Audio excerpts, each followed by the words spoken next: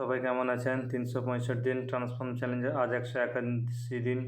তাই সবাইকে জানাই রাধে রাধে। তো আজও প্রথমে সকালে উঠে প্রথম করলাম স্ট্রেচিং, তারপরে করলাম অ্যাপস ওয়ার্কআউট।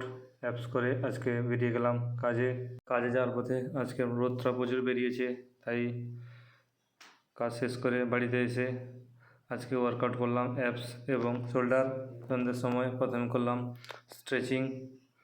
স্ট্রেচিং করার পর করলাম অ্যাপসের জন্য করলাম 5টি এক্সারসাইজ, প্রত্যেকটি 2টি করে সেট এবং 20 থেকে 25 রিপিটেশন।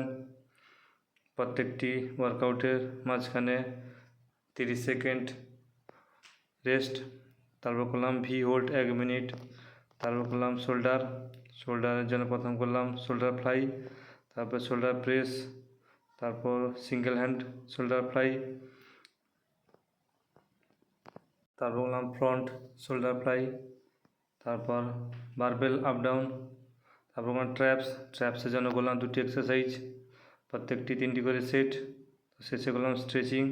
তো আজকে ওয়ার্কআউট শেষ করলাম, তো আবার কাল দেখা হবে। Bye bye.